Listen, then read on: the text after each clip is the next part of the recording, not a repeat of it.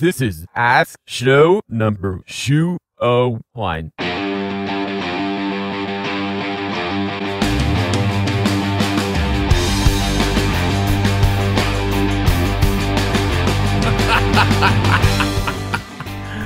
Holy moly, that was hilarious. That's Joe Shoe 01. Thank you. Big shout out to Aaron May in the live chat. See, this is why you need to show up on Tuesdays at 1 p.m. because Aaron comes in. I'm asking for ideas for the intro, and he comes in and says, you should do the intro backwards and then turn it back around. And so I did. And it was awesome. Also, sorry to the chat people, you couldn't just hear what I was saying. I was just saying, Aaron May, congrats for the idea. It was super awesome. Okay, so what I want to talk about today is I'm going to keep it brief. I'd love to just get to your questions because if you're not familiar with this and you're here live or you're watching this video and you haven't seen anything else from me before, my name's Joe Gilder.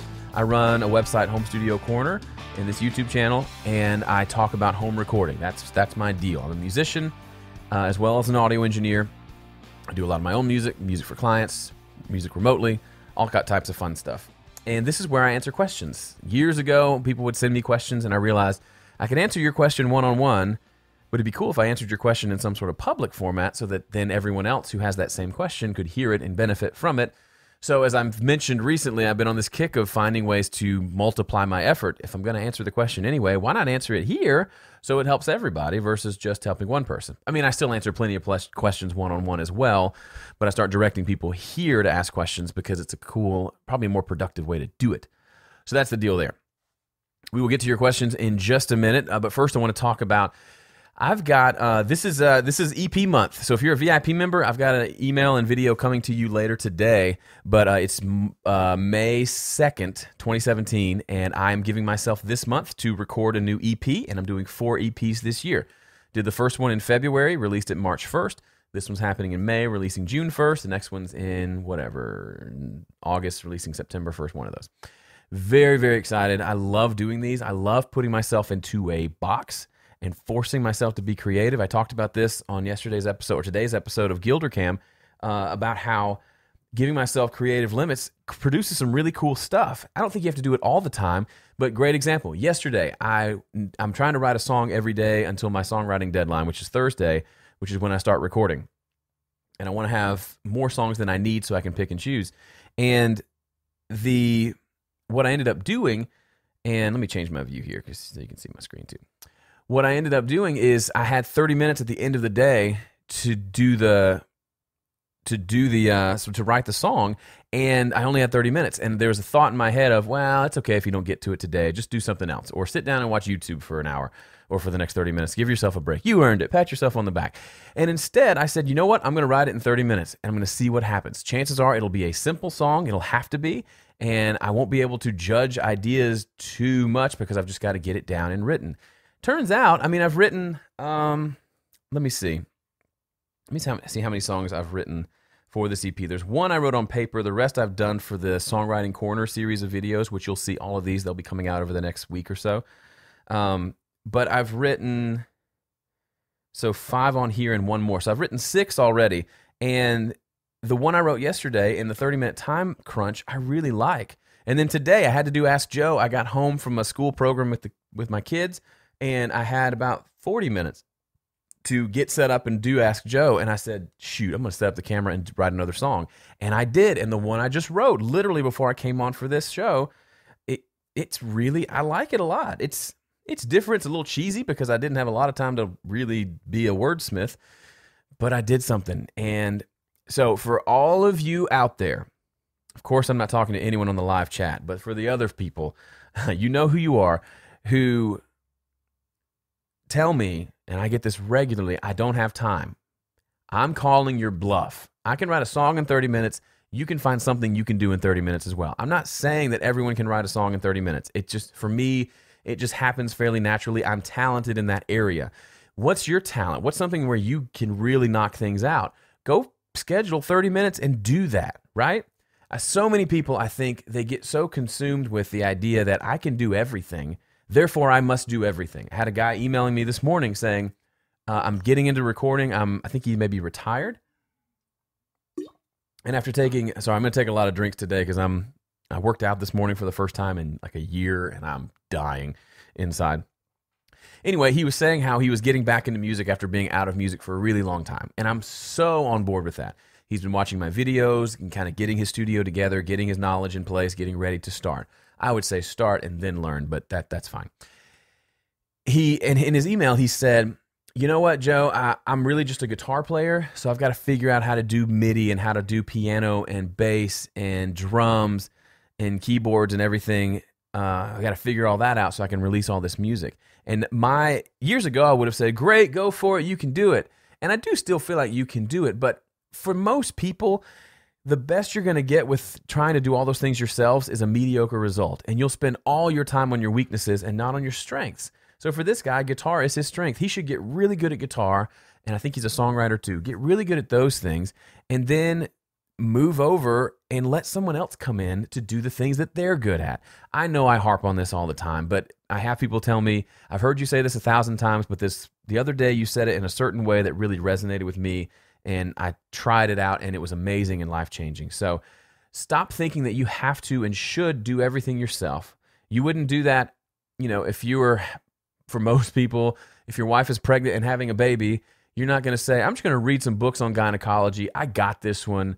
Read a book on obstetrics or whatever the term is for delivering babies. I can do this. You're more than likely going to go with someone who has more experience than you, who is an expert and passionate about that topic. Otherwise, you run the risk of messing things up. It's not nearly as crucial in music, but the principle kind of still applies. Do what you're good at and let someone else do what they're good at, and the results will speak for themselves. Boom.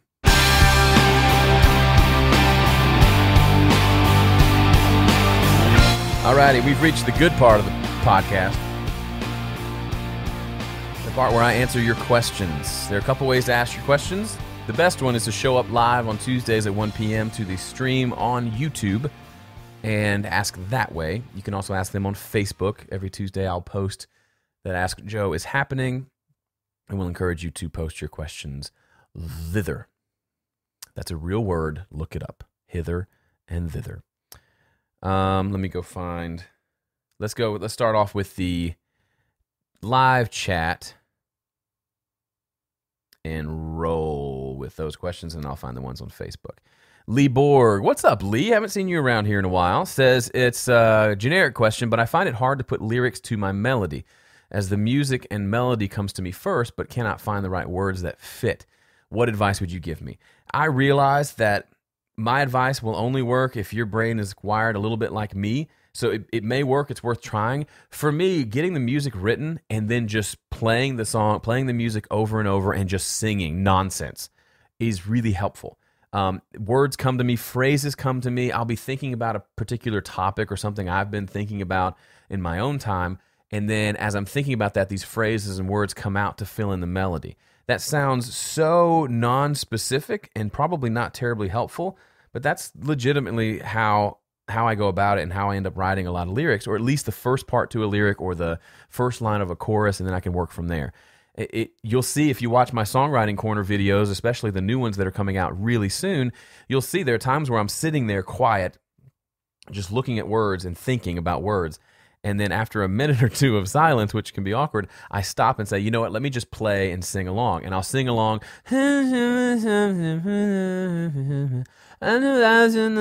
pumpkin, and I'll just say random words, not pumpkin usually, and something usually good comes from that and leads me in a direction.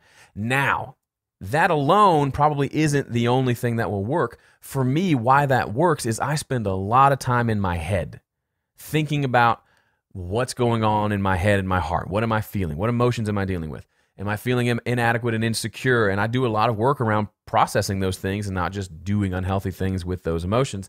And I do a fair amount of journaling and praying around those things as well. So with that kind of preamble in place where I've done all of that work and I'm in the habit of thinking introspectively and thinking about things in a bigger, broader picture, writing the emails that I write to my email list where I'll pontificate on something that I saw and then somehow tie it back into music and audio and all that. All of those things inform that my ability to be able to sit down and just play the guitar and come up with something. So I'm not a prodigy by any means. I put in the work, and I also am probably naturally gifted in that area. So those are some ideas for you, Lee. Another idea is maybe you're just not a natural lyricist, and you'll find a partner, someone probably even in this live chat, who can say, yeah, I'm great with lyrics. I just never come up with a very good chord progression or melody. And you could partner up, and that could turn into something really cool, which ties into what I was saying at the beginning of the show. Focus on your strengths and don't spend all your time on your weaknesses, or you'll just end up mediocre. Sam McGill says, could you talk a little bit about pre-production? When a band books you to record them and then mix a song, what do you expect from them before day one of tracking? So when I have a band approach me and they want to do a full band deal, or more commonly, it's a solo artist who's approaching me and then I'm finding the musicians. Either way, you should probably approach it the same way regardless. For me, there's always in the budget when I quote them, and then in the schedule, there is always at least one full day of pre-production. If it's a bigger album, it'll be 2 days. And that's literally me sitting down with either the band or just the musician, the artist, and with a guitar, and just let me hear the song. Okay, great. Now, and then we figure it out. If that's great and I'm happy with the way the song is laid out, we'll record the scratch tracks. That's a part of that pre-production where we pick the tempo, we decide on the tempo, we make those decisions, and then we decide on the structure of the song. And then we record a scratch guitar vocal, usually along to a click track, and that's what we record to on tracking day. That's usually the process that I will take, because if you just come in and the guy says, hey, here's the song, but there's not really a chart written. By the way, we'll write charts during that session as well. While he's playing it down, I'm in here with a yellow pad writing out the chart and charting it out, and then I've got it kind of visually in front of me. So after he's recorded the song, I can say, hey, you know what? Let's cut that third chorus at the end. You sang it 3 times. That's too much. Let's just cut it down to 1, and you can easily just do those edits because it's all scratch recordings anyway. You can do those edits, change the arrangement of the song, and be good to go. Now, so that's my approach to pre-production. There is a whole process involved before we ever get to actually recording something and doing a tracking day. Now, that said, I can think of my buddy Freddie Phillips. We did his project. We did the tracking stuff back in March, and he came over on a Saturday night, and we did all the pre-production for a 5-song EP that we were tracking on Monday with all the musicians coming into the studio. And even then, we laid out the songs. We kind of did pretty much he had them worked out in a way that I liked, so we just charted them and recorded the scratch tracks. And then on the day of the session, we're all sitting around, and the bass player says, hey, what if we change this chord? And we all say, yeah, that's a great idea, let's do that. And then we say, hey, what if we took that last line of the chorus and tagged it? So can we just have him sing that and then turn that back around and sing it again? And it's really easy to just write some repeats on the chart for the engineer to just go and say, okay, let me take these 4 bars and scoot them over, or insert 4 bars into the arrangement. All that can still be done on tracking day, but you want to have the structure in place before you walk in that day. Otherwise, you're just going to waste a lot of time figuring out the song, and then once you figure it out, you're too tired and pressed for time to sit down and be creative with it. You just record it however you figure it out, even if it's not the best way the song needs to be. Paul says, how much automation do you use? Is it better to automate buses and sends? I don't use tons of automation, Paul. If I can get away with not using any, I will, but not at the expense of the mix. So, for example, one thing that I do to get around using automation on vocals, for example, is to go in if there's a phrase. So if I'm singing a phrase, somebody in the chat said, woke up in the morning. So let's just say I sang it like this. Woke up in the morning. So woke and morning were loud, but up in were too quiet. And in a full mix, you won't hear that. You'll hear woke in the morning. That's all you'll hear. So for those instances, instead of trying to go super sneaky ninja tricks on a compressor to get those to be balanced out, which sometimes can work, instead of doing that, I'll literally just go in and cut the audio up, take the 2 quieter parts and turn them up until they're about the volume they need to be. That saves a lot of having to go in and write automation on the volume fader because it's not necessary. It's just one spot. Once it's turned up, it's great. I also like that happens before compression, so it then is treated more equally, not equally. Yeah, I guess so. So it's coming through the compressor at more of the same volume, so the compressor is acting more uniformly to the entire vocal. That's my thought on that. And then the most of the automation I do is automating sends on reverbs or delays and things like that. And then some volume automation. As far as automating sends or buses versus the individual tracks, If it's the lead vocal, I'll automate my lead vocal bus. If it's really just depends on what it is. If I'm trying to just bring up the overall drums, then yeah, it'll be the drum bus. If I just want to bring the overhead up, for example, I'll just automate that overhead. Good question so far. Let's see. How do you think your creativity has changed over the years? What do you do when you're stuck in a rut musically? Carlo, that's a great question. For me, when I'm stuck in a rut, I back myself into a corner because I know I won't do it otherwise. Great example. Today, I went and worked out at this gym and just wanted to, I hated it. It was awful. I'm so out of shape. I barely got through the workout. I didn't finish anything like I was supposed to finish. It was just awful. But the reason I'm doing it is because I backed myself into a corner to do it because I know it's good for me and I need to. And eventually I know I'll enjoy it and like it. Oh, please, I hope that's true. And that's how I did it. Musically, a great example is this year I decided to release 4 EPs. Instead of saying I'm going to do one album, which historically can drag on and on for me, I thought saying I'm going to release 4 EPs means I get to do the process 4 times with less songs, but overall more songs than a full album. And that to me just felt exciting and challenging and invigorating. Anything you can do, give yourself a challenge that is somewhat challenging, a little bit scary, but I just burped into the microphone. That's disgusting. Please forgive me. Anything you can do that's a little bit scary, a little bit challenging, but also gets you excited, that's what I would do. So if the idea of doing an EP doesn't seem fun to you, but the idea of just releasing a single sounds fun, that's what I would do. I would say literally, because I would say June 1st, I'm releasing a single. It's May 2nd. You can totally do that in that amount of time. Or go more aggressive, say like tomorrow you're going to release something. Those types of challenges, that's why I do these challenges all the time. If you're a VIP member, you know I love a good challenge because it forces me to do things I wouldn't do otherwise, and it brings out some creativity that's just super cool. Let's see, more questions. A lot of people joking around, which I love. Keith Sparks says, I'm watching the back catalog at Dueling Mixes. Some of the songs you guys talk about how well the tracks are recorded. What makes that so? Less muddy and room noise, less EQ, compression, balance to be done. Keith, that's a great question, and one that we probably don't explain enough, so thanks for asking. When I'm saying tracks are well recorded, I mean when I pull them into a session and just turn up the faders, I'm not hearing many problems. I'm hearing minor things that I want to adjust. I'm hearing subjective things that I might want to change, but I'm not hearing obviously poorly recorded tracks. So what would be a poorly recorded track? If the vocal is distorting because they had the preamp too loud, that's poorly recorded. If there's a vocal and you can clearly tell they're in their kitchen and there's no, like the video I put out today, there's no absorption anywhere, just echoes, that's poorly recorded. If the guitars are muddy and are going to take a ton of EQ to get them to sound good, that's poorly recorded. The thing that people struggle with is they want to learn all the tricks of how to get a good guitar tone, but they don't want to spend the time and the effort to know and learn. I'm not saying you're doing this, Keith, but just a lot of people, they don't spend the time to really know and learn what does a good guitar tone sound like.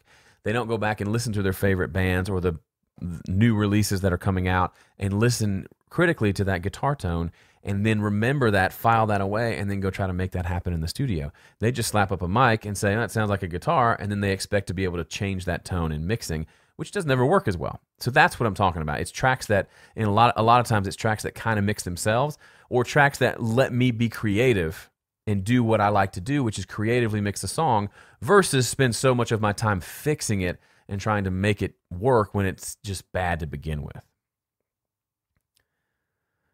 Stian says, now that you wrote a song in 30 minutes, are you going to update the 1 Hour Challenges program? Oh man, 1 Hour Challenges is so old, and I don't feel like it was very good, I'll be honest. It was this idea of giving myself like 16 or 12 different 1 Hour challenges. I think I've kind of moved that over to VIP, so I do the challenges in there. They're not all 1 hour. Sorry, I almost dropped my camera. So yeah, I don't think I'll be updating that one. It didn't connect with people as much as I thought it would. Let's see. Let me scroll back up and find some more questions. Vinny, okay, this is a very practical question for Studio One users. Vinny says, I can't for the life of me figure out how to get an automation lane for the master fader in Studio One. Assuming you're using Studio One Pro, artists may have it as well. Getting automation lanes is super easy, but it's not, if you're coming from a place like Pro Tools, it doesn't work the same way, so it's confusing. You come over here, I don't know if you can see on my screen, click on the master fader and then come to the top left where you see it says main out volume and just click on that A.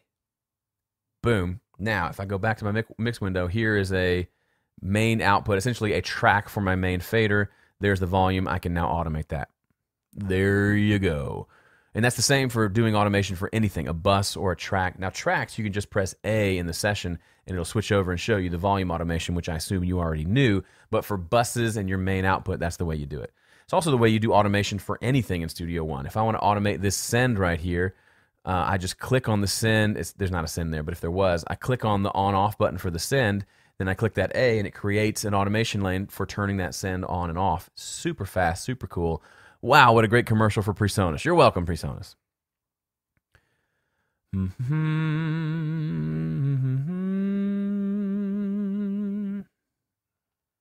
Any tips for finding people to play with? I haven't had any luck with Craigslist.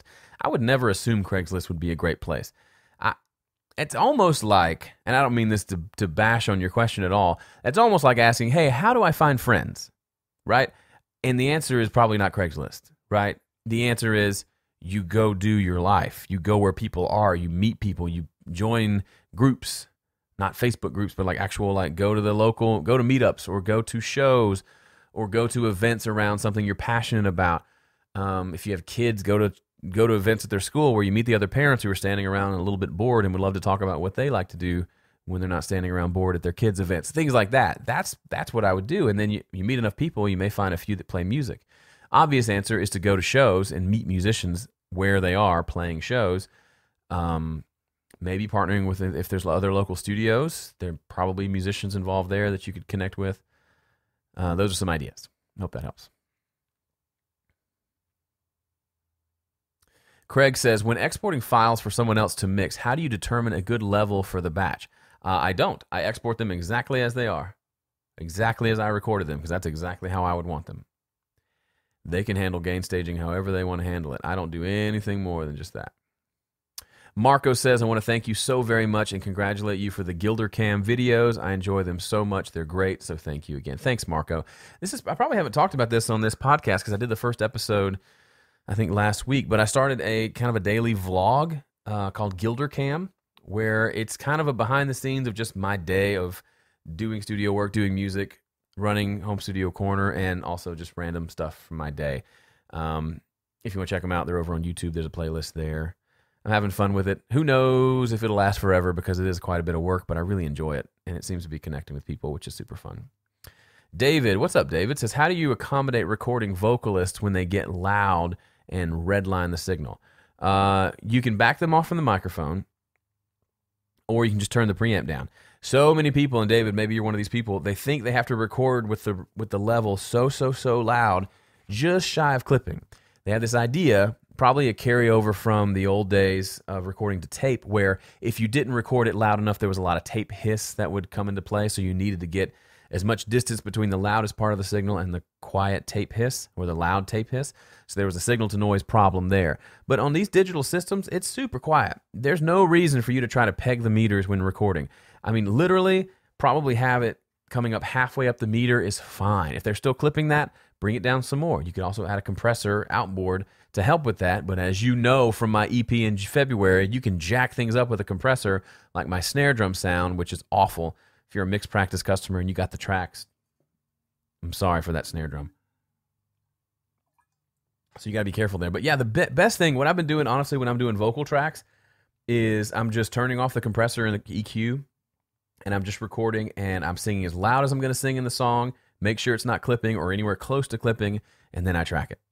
It's way better to go that way than to get amazing performance and then accidentally clip, and you have to retrack some of the stuff. That's the worst. Ronan Chris Murphy did this whole talk at an event I was at where he said, the only thing you can't fix is when you record it too loud and it clips. If you accidentally record with the wrong microphone, you're still capturing the performance. But if you don't If you clip something, then the game's over. You lost it. So there you go. Eric says, hey, Joe, thanks so much for all your help. Also, Gilder Cam is awesome. Do you have any tips on creating vocal melodies? I can easily finish the instrumental, but always get stuck on vocals. Eric, I don't know if you're a singer. If you aren't, then you may not be a great person to do melodies, because at least for me, I sing a lot. And so I'm singing melodies all day in my head, driving in the car, humming to myself. There's always a melody in my head. So in that sense, I'm a student of melody. I don't technically like sit down and draw out the notes and study them that way, but I'm always singing something. I think being able to sing or making yourself sing is helpful. Studying melodies and really paying attention to what other songs do. So playing, if you're a musician, play a cover of someone else's song that you like and really pay attention to what the chord structure is doing and what the melody is doing in that chord structure. Some people are saying to use a piano for that. Yeah, there's lots of ways to do it. I tend to just kind of sing until something doesn't feel boring or repetitive. Once I get to that point, I'm feeling pretty good about it. But a couple things to watch out for. There's I don't know if Ben's here, but there's a guy I was critiquing some of his songs a month or so ago, and there was one song where the chorus was really big and full and awesome, but the melody just stayed on one note the whole time. It literally changed. It would change twice. So the melody was da-na-na-na-na-na, da-na-na-na-na-na, da-na-na-na-na-na, da-na-na-na-na-na, something like that. Wasn't it just wasn't interesting. And when I pointed it out, he said, "Oh yeah, I guess you're right. It doesn't." So I said, "What if the melody did da-na-na-na-na-na-na, da-na-na-na-na-na?" And he said, "Oh my goodness, that's amazing." And that's what he recorded, and I just mixed it or just listened to a critique of the full mix the other day, and it sounded great. So those are things. I mean, if your melody you notice is only one or two notes throughout a fairly big section of the song, that can sometimes work if there's something interesting happening musically and you're maintaining the same note while the chords change underneath and it makes it interesting. But a lot of times it just doesn't work as well. So there you go. I don't know if that helps, but that's kind of the way I think about it. A lot of people saying they like Gilder Cam. Thank you. This is from Aaron, says, when I use phantom power for my microphone, it gives noise I can't handle. Do you have any idea of why it does it? How do I fix this? I don't think it's phantom power. I think it's just the microphone's broken, because condenser mics that require phantom power don't have a sound without phantom.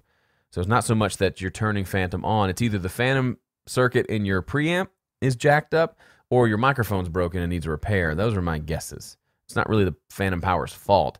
If everything's working properly, phantom power doesn't have a sound. It just powers the microphone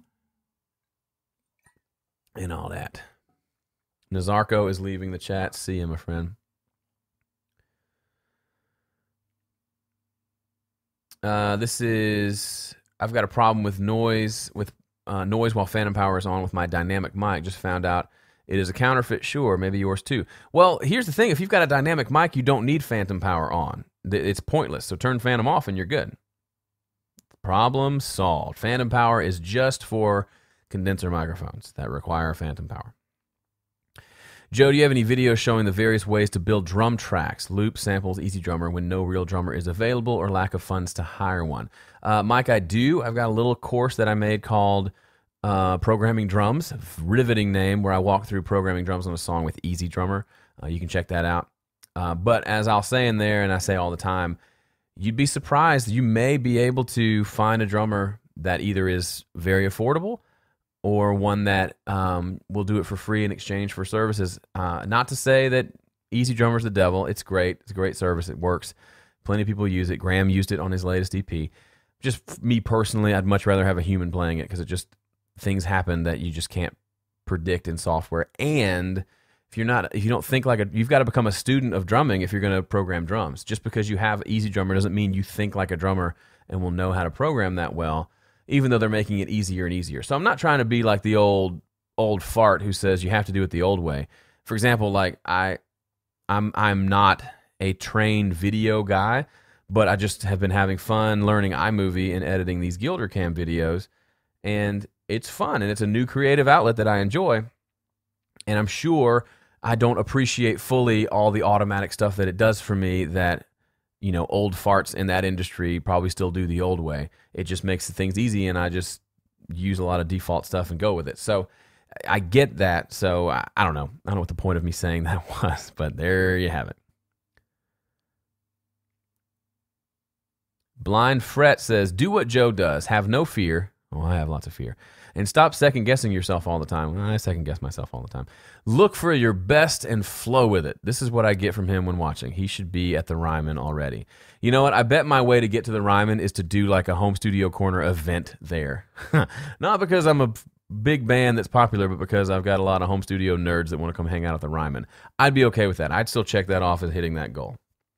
Please explain iLock. Some mini plugins require it. So iLock is a dongle, which is a hilarious word that we should say more in our day-to-day lives. A dongle is essentially, it's a way that plugin companies try to prevent people from pirating their plugins. So essentially, it is like a USB drive, essentially, that holds your licenses. So when you buy a new Waves plugin, I don't know if Waves does it. I think they do. Or a Slate plugin, you either get an iLock or you already have one, and then you plug it in and you have software that will they will send a license to your iLock account, and then iLock will download that license to the iLock itself, and then every time you launch that plugin, it will stop and look to make sure that iLock is plugged in and that it has a current non-expired license for that plugin, and then it will allow that plugin to run. If the iLock is not plugged in, the plugin will not open. It'll say you're not authorized to open this. It's their way of doing protection on their stuff.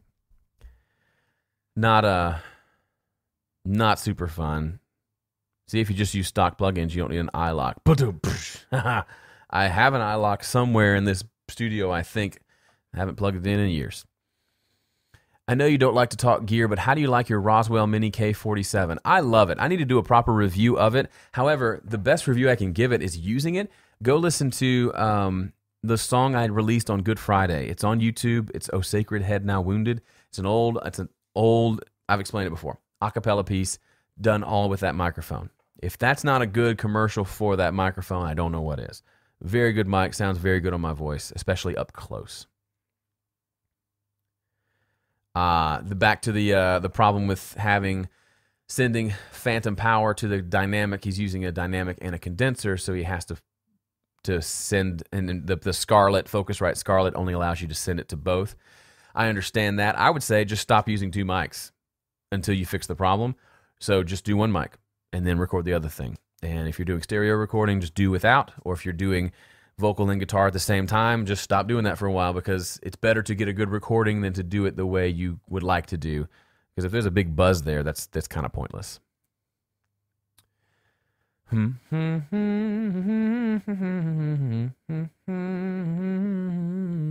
Lewis says, I have a lot of great lyric ideas, but I'm struggling for musical ideas. Any advice? I think you should get with the person earlier who said, I struggle with lyrics, but am great at music, and y'all should write songs together. If you're not good at it, you can maybe try to get good at it, or you can just find someone who is good at it and stick to what you're good at.